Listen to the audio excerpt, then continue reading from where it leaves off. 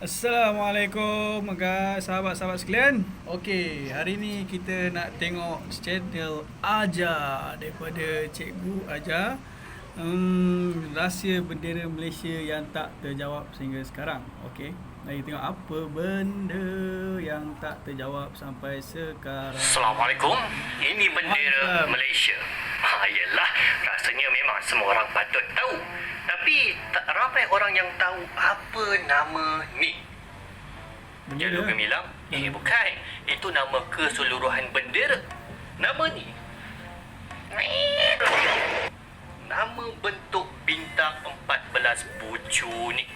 Sebenarnya bentuk yang sangat unik ni yang dalam sejarah peradaban manusia hanya ada pada bendera negara Malaysia ada nama dia, iaitu tetradecagram. Dan rasanya semua orang tahu bahawa bintang ni dia pecah 14 untuk melambangkan perpaduan 13 buah negeri dan wilayah persekutuan.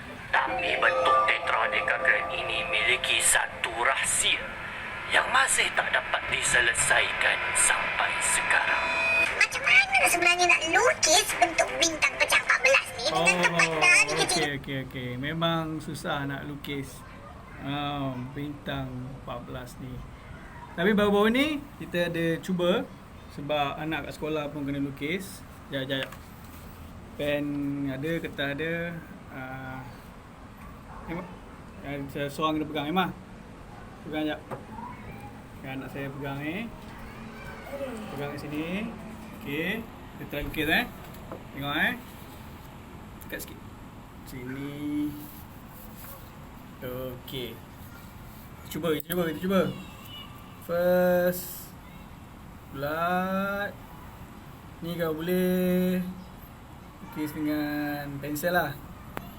So mula kita buat ni satu. Okey. Ni daripada sini nak lagi 3.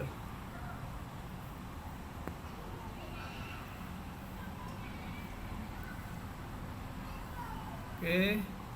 3.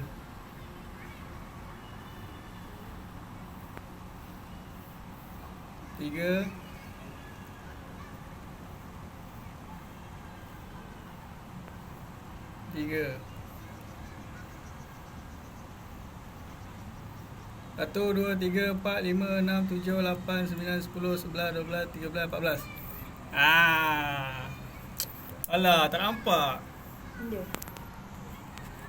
Nampak macam durian lah tapi kalau buat dengan betul-betul nampak. Cara dia ni buat cross ni, sini antara ni buat dulu.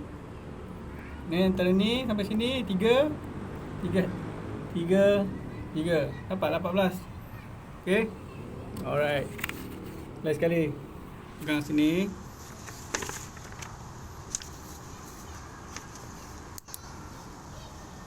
Cross. 1 2. Lepas tu sini antara ni 1 2 3. 1 2 3. 1 2 3. Jap. 1 2 3. 1 2 3. 1 2 3. 1 2 3. 1 2 3. Semua ada 14. Okey. Ni buat elok, kemas, boleh jadi bintang lah. Alright. Itu cara saya buat lah. Lupa macam nak susah nak lukis bendera Malaysia sebab sangkut setiap kali sampai bahagian lukis bintang tetradecagram ni. Ini durian. So, kalau buat betul-betul cantik lah boleh jadinya. Okey. Potong sebab lukis bintang pecah 14 tak pernah jadi. Tak apa, kalau korang macam saya tak pandai lukis bentuk geometri, ada satu alatan ajaib yang dah digunakan beratus-ratus, beribu-ribu tahun yang boleh menyelesaikan masalah ni. Alatan ajaib ini kita boleh gunakan untuk melukis bentuk-bentuk geometri dengan sangat tepat. Protector, jangan lukis. Jangan lukis. Sekarang ni kita sedang diuji dengan cuaca yang panas panas Ni apa ni? berterusan. Beruntunglah kita semua yang mendapat sumber bekalan Iklan. air yang mudah. Jangka lukis memang dah try lah. Memang ada Tapi tak semua tutorial antara kita yang untuk mendapat jangka nikmat lukis. sedemikian. Cumanya Ada jangka lukis ada kompleks sikit. Kalau nak buat betul-betul cantik-cantik, dan guna jangka lukis. Ada cara dia. Ini penapis minyak. Napis air untuk wakaf. Alhamdulillah, Ajar dah start buat untuk akhirat. Bagus, tahniah. Yes, kita boleh melukis bentuk-bentuk geometri. Saya pun kalau ada banyak subscriber, Dengan dapat duit sangat banyak, tepat. insyaAllah saya Kemudian akan wakafkan daripada juga. bentuk poligon yang terhasil, kita boleh melukis bentuk bintang. Bentuk bintang ni apa benda sebenarnya? Bentuk bintang adalah apabila kita memanjangkan setiap sisi poligon sampai dia bersilang antara satu sama lain. Contohnya daripada bentuk Pentagram. kita dapat menghasilkan satu bentuk bintang 5 bucu yang dipanggil pentagram. Korang jangan letak teori konspirasi macam-macam pula dalam video aku. Ni tengah belajar pasal bentuk je. Tapi tak semua bentuk poligon yang boleh menjadi bintang. 3 segi contohnya, kalau kita panjangkan macam mana pun dia tak akan bersilang. Yes. Macam tu juga bentuk 4 segi. Yeah. Diorang ni tak akan mampu menjadi bintang. Sedih pula. Dan bintang ni juga ada tahap-tahap dia. Contohnya daripada bentuk septagon ni yang ada 7 sisi, kita boleh panjangkan dia menjadi bentuk bintang septagram. Tapi tak habis cerita lagi, sebab kita boleh memanjangkan lagi menjadi satu bentuk bintang yang lebih tirus. Betul. Jadi bentuk bintang yang pertama kita panggil sebagai septagram tahap 1, dan bentuk bintang yang kedua ni pula kita panggil sebagai septagram tahap 2. Okey, itulah sedikit sebanyak pasal geometri bentuk bintang. Sekarang kita balik semula pada bendera Malaysia. Bentuk bintang 14 bucu pada jalur gemilang kita ni, yang pertama sekali, macam mana kita nak lukis dengan jangka lukis? Dan soalan yang kedua, ini bintang tetradekagram tahap berapa sebenarnya? Okey, sekarang akhirnya jom kita melukis bentuk bintang bucu 14 yang paling tepat dalam hidup kita. Sebab kita sekarang dah ada jangka lukis, jadi mesti kita boleh melakukannya. Okey, jadi jom mulakan. Azal.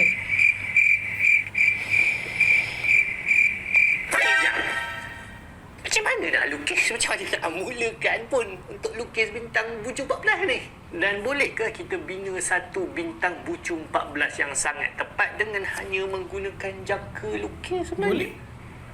Boleh ke? Dan untuk menjawab persoalan Boleh. Ada seorang budak Melayu saya tengok dalam YouTube channel dia. Dia seorang arkitek lah. Dia buat. Boleh. ini, saya ada buat kajian dan mendapati bahawa memang tak boleh, mustahil. Jangka lukis tak boleh melukis bintang tetradekagram. Dan soalan ni sebenarnya dah ditanyakan sejak beribu-ribu tahun yang lepas. Apabila orang Yunani dulu, mereka boleh membina poligon dengan 3 sisi, 4 sisi dan 5 sisi menggunakan jangka lukis. Nak tepat cun tu tak ada lah. Okay. Kemudian mereka bertanya satu soalan. Boleh ke mereka membina semua nombor poligon Dia buat jalur walau gemilang. apa pun nombor sisi dia? Jawapannya tak boleh. Kita cari ini. Sebab ada satu peraturan yang dipanggil sebagai kebolehbinaan, dan peraturan ini dibuktikan menerusi teorem Gauss-Wanzel. Jadi sebuah poligon boleh dibina dengan menggunakan jangka lukis serta pembaris kalau sisinya bersamaan dengan 3, 4, 5, 6, 8, 10 dan seterusnya. Tapi poligon tersebut tak boleh dibina kalau jumlah sisinya bersamaan dengan 7, 9, 11, 13 dan Yalah, 14. ibarat terikat Jap. dengan matematik susah lah. Memang tak boleh. 14. Itu bentuk bintang pada jalur gemilang kita. Jadi rupa-rupanya menurut matematik kita tak boleh melukis bentuk bintang pada jalur gemilang dengan tepat. Bukan salah korang tak pandai lukis, tapi salah matematik. Jadi itulah dia pengajaran video kali ni. Rupa-rupanya kita memang Salah tak boleh lukis matematik. bintang pada bendera Malaysia dengan tepat. Paling-paling pun kita boleh agak-agak je. Yeah. Memang kita tak bersalah sebab ini dibuktikan dengan matematik. Betul. Tapi sebenarnya tak juga. Sebab dalam sejarah ada sebilangan manusia yang rupa-rupanya merupakan master. Mereka adalah pakar menghasilkan bintang bucu 14. Dan bukan setakat melukis bintang tetradecagram. Mereka boleh menghasilkan satu corak berulang-ulang secara Geometri. infinity. Sehingga menghasilkan satu corak yang sangat indah. Banyak Iaitu tak lain tak bukan tamadun Islam pada abad 9 Masihi di Kahirah dan Damsyik. Orang Islam menjadi Cordoba. master dalam geometri sebab dalam kesenian Islam mereka tak melukis makhluk bernyawa. Jadi corak geometri menjadi obsesi buat mereka. Dan kemahiran umat Islam mencorakkan bintang 14 bucu ni dikagumi oleh ahli matematik barat yang mengkaji macam mana mereka membuatnya. Teknik melukis bintang tetradecagram ini antara lain diajarkan oleh Abul Wafa Al-Buzjani pada abad ke-10 Masihi dalam kitabnya Fima Yahtaju Ilahi As-Sani' min A'mal. Orang Islam memang pandai dulu. Okey. Jangan duk kagum sangat dengan orang-orang Eropah. Dasar, iaitu tentang apa yang ahli seni perlu tahu tentang pembinaan geometri. Caranya adalah mereka memulakan dengan melukis heptagon, iaitu poligon 7 sisi. Ingat, poligon 7 sisi ni termasuk bentuk yang tak boleh dilukis oleh jangka lukis, tapi ahli kesenian Islam berjaya menghasilkannya dengan anggaran yang sangat tepat. Kemudian daripada poligon 7 sisi dalam bulatan, dijadikan ia kepada 14 sisi. Disambungkan menjadi poligon bintang bucu 14 tahap ketiga, sehinggalah kemudian disambungkan lagi menjadi bintang bucu 14 tahap ke-6. Kalau ingat dulu kita ada ruler yang ada gerigi, lepas tu dalam dia ada gerigi lagi macam dial, gear, kita masuk pensel, kita pusing tu kan. Kan last kali tengah-tengah tu akan jadi satu pattern. Yang tu dia reverse daripada lukisan poligon sekarang ni, poligon yang apa Encik Ajar tengah cakap ni, reverse. Daripada luar kita masuk, lagi banyak kali kita pusing, lagi kecil pattern tu, sama ada dia akan jadi septagon lah. Jadi ini dia reverse. So maknanya asas dia adalah daripada yang itu, orang matematik lama dia lukis daripada yang kecil tu ni jadi ke besar, ataupun daripada besar tu dikecilkan lagi untuk menambah bucu yang ada dalam sesuatu poligon. Bila dah tambah satu bucu, bucunya bertambah dan terhasillah sampai ke 14. So ini tahap 6. Kalau tahap 7 mungkin dia ada 32. Dia makin banyak dia punya bucu je. Sampai ke infinity kosong lah. Dia akan ada titik je. Infinity bucu titik. Jadi rupa-rupanya bintang bucu 14 pada bendera Malaysia kita ni adalah pada tahap yang ke-6. Tak pernah terfikir pun kan. Dan sekarang kita pun tahu macam mana orang. So fikir tengok, berapa maksimum, tahap berapa maksimum yang orang pernah buat. Sampai mana contoh kalau dia buat satu atas kertas yang sangat besar, berapa tahap yang pernah orang buat. Boleh cari dalam internet. Kalau siapa ada tolong komenkan tahap keberapa yang paling banyak orang buat poligon ni. Dulu-dulu menghasilkan bentuk tersebut. Ini satu dimensi pengetahuan baru terhadap bendera yang kita cintai. Jadi kibarkan bendera anda dengan megah. Selamat menyambut Hari Kemerdekaan. Selamat menyambut Assalamualaikum. kemerdekaan juga. Okey. Terima kasih Cikgu Ajar. So kalau you all nak belajar dengan anak-anak ataupun dengan apa-apa, boleh tengok ajar.com.my dan ataupun dia punya YouTube channel lah. Cikgu Ajar akan terangkan pemikiran di luar kotak.